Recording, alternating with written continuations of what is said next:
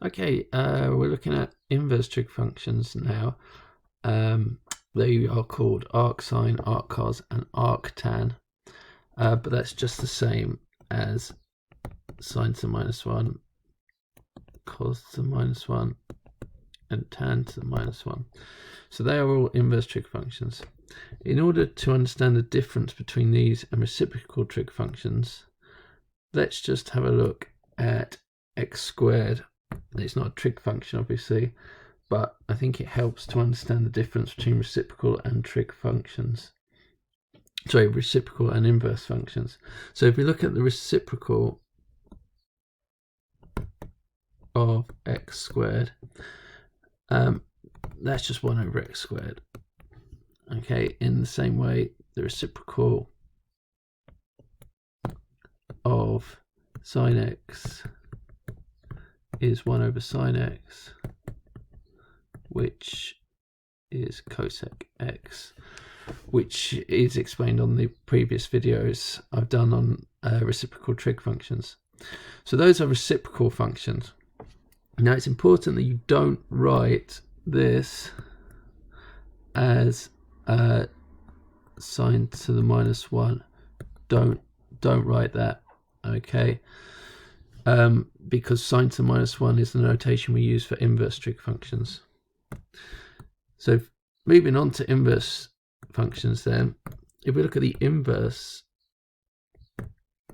of x squared, you might want to ask yourself, what is the inverse of x squared? And the answer is, there is no inverse. And the reason it doesn't have an inverse is because it's a many-to-one function.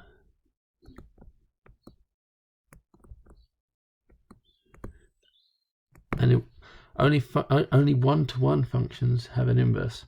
So we've got to make this. So we've got to make this a one-to-one function first by restricting the domain.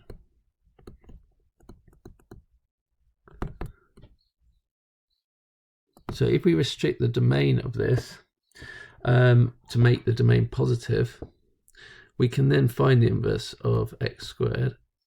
So the inverse of x squared, where the domain is positive, this will now have an inverse. And if you're not sure about that, you've forgotten why that is the case, then you really need to go back and have a look at it's chapter 2.4 in the textbook. Okay, so you need to see chapter 2.4, start from page 36. You need to have a look at, if you've forgotten about functions, inverse functions, and domain and range, because that will come up a lot in this section when we're drawing graphs of inverse trig functions. So if we're going to think about the inverse of x squared, then if we start off with x and we square it, we're going to get x squared. So to go back the other way, you probably guessed, and that might be your answer for this up here already, the inverse is square root, the square root of x. But as I've explained, you must restrict this domain first. So if we were to, let's say, if we were to let fx equal x squared, then the inverse function should be familiar with that notation, is the square root of x. And now the domain for this, we've explained, is this, and that means the range of this will be the same. Okay, so this will come up in a minute when we're looking at reciprocal trig graphs, but the domain of the original function is the same as the range of the inverse function. So that is going to have a range of greater than or equal to 0 as well. Okay, so if we look on the right hand side, we go on to looking at the inverse of sine x here. What is the inverse of sine x, well, the inverse of sine x you've used before on your calculators. You will have used it at GCSE.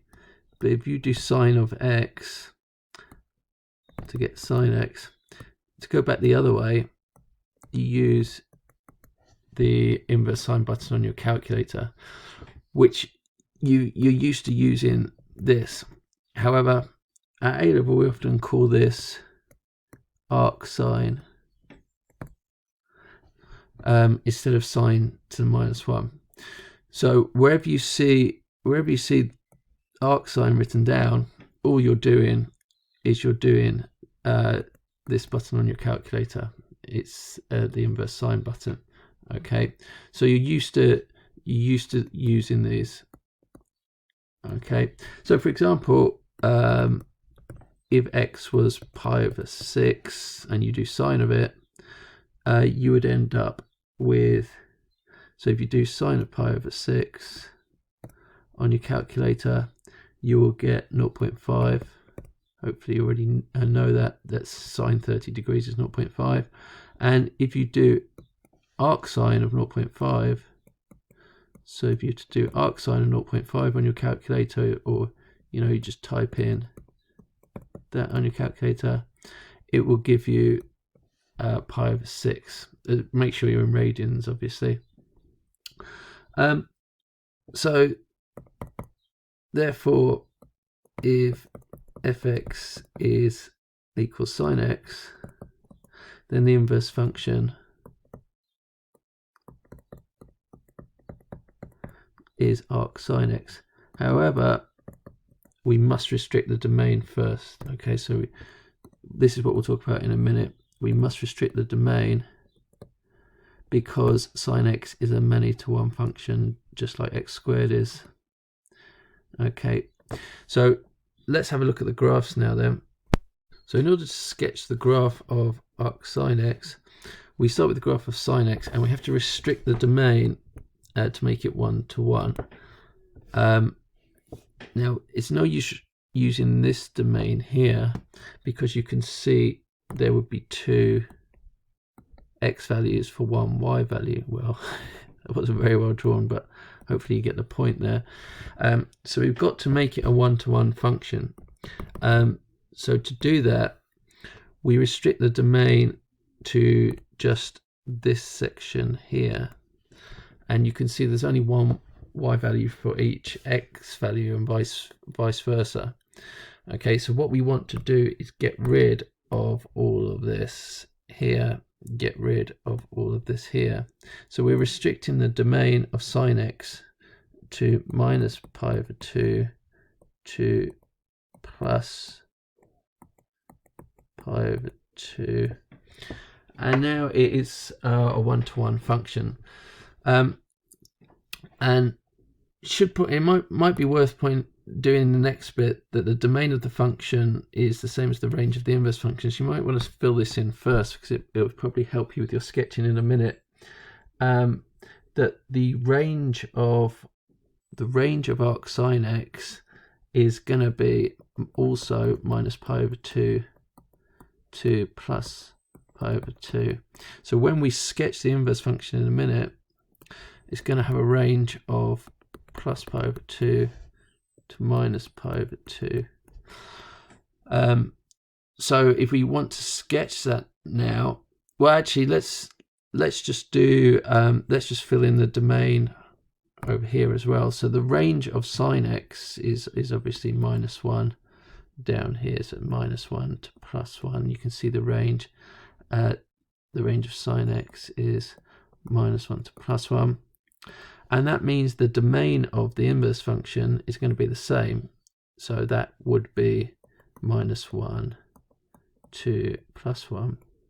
So when we sketch arc sine x now, we know that it has to have a domain between -1, a domain of -1, which is here, to +1, which is here. And we also know that its range is going to be from minus pi over 2 down here to plus pi over 2 up here. one more thing we know about sketching inverse functions is their reflection in the y equals x line. So it's still not that obvious how to sketch it, but we know if we're going to reflect the red curve in the blue y equals x line, it's going to look something like this and like that. So that is the graph of y equals arc sine x. So that's the graph we wanted. Okay, so as I said, it helps if you find the domain and the range first before you reflect in the line y equals x. You might want to pause the video now and try and do exactly the same for cos and tan yourself.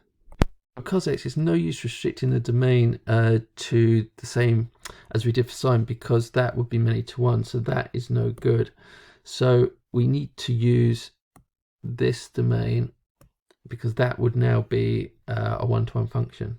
So for cos, we'll restrict the domain to be in between 0 and pi, and that means the range of our cos would also be between 0 and pi.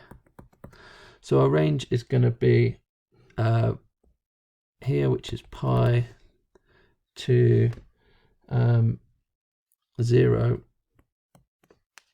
And then if we look at the range of cos, that's the same as sine, so the range of cos is -1 to +1, and so our domain is also going to be -1. Our domain for arc cos is going to be -1 to +1, -1 being over here and +1 being over here.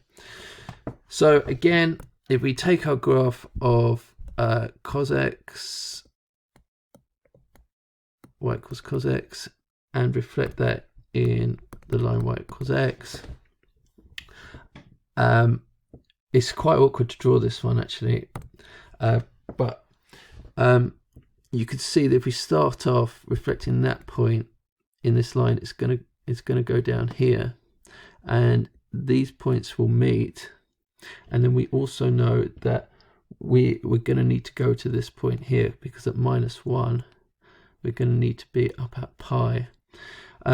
So bearing all those things in mind, it's also going to go through there, because when we reflect that point, it's going to go through there. This is quite hard to sketch this one, but it's going to look something like that. So that is what the graph of y equals arc cos looks like. As I said, the domain is between -1 and +1, and the range is between 0 and pi. For tan x, I've already restricted the domain. This is y equals tan x. Restricted the domain to -pi/2 to +pi/2.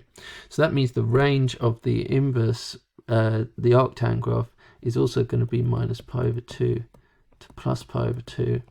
So that means that the arctan graph will never get above pi/2. So pi/2 is here. We can draw an asymptote along here. Same for -pi/2. We can draw an asymptote along here. The graph is never going to go below -pi/2.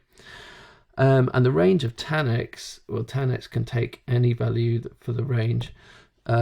So y belongs to r, you could say between -infinity and +infinity if you like. And the domain will similarly be any real value.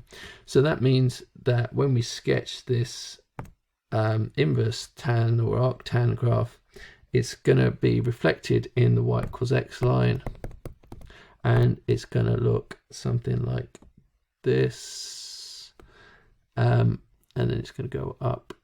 Oops, it's going to, you see what I mean there, it's going to get closer and closer to that asymptote pi/2. It shouldn't have touched pi/2. So imagine it getting closer and closer to pi/2. It also shouldn't bend down there either. So that is arc tan x.